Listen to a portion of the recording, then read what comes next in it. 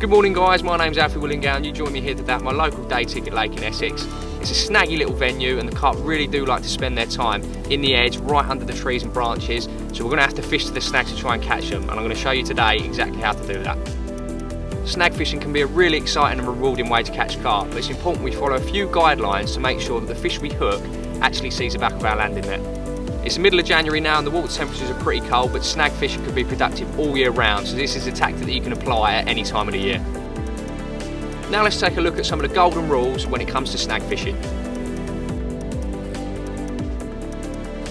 It's really important that you use the correct setup when it comes to snag fishing. Today, for instance, I'm using a beefy rod, 3.5 pound test curve, and I'm also using a 15 pound main line. I'd probably start at a 15 pound main line as a minimum when it comes to snag fishing, but I wouldn't hesitate to move up to the 20 pound breaking strain if the situation demanded it.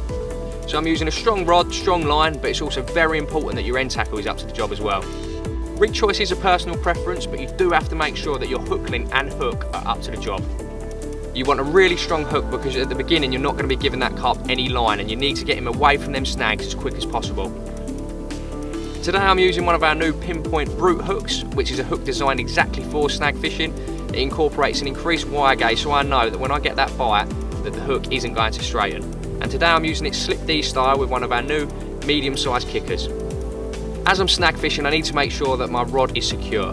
For that reason I'm not using a pod or buzz bars, I'm using single sticks.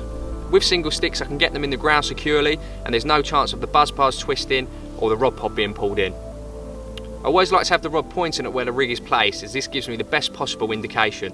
It also means that there's no play, as the rod tip can't bend round and give that fish a yard or so where it could get into the snags.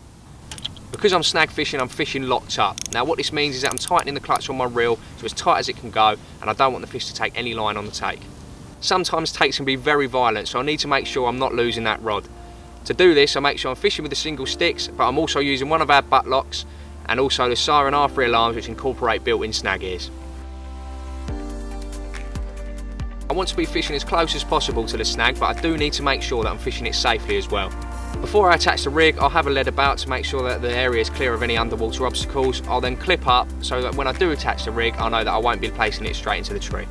Obviously, I want to get it as tight as possible, but still fish safely. Another really important aspect of snag fishing is to make sure that you stay on your rod.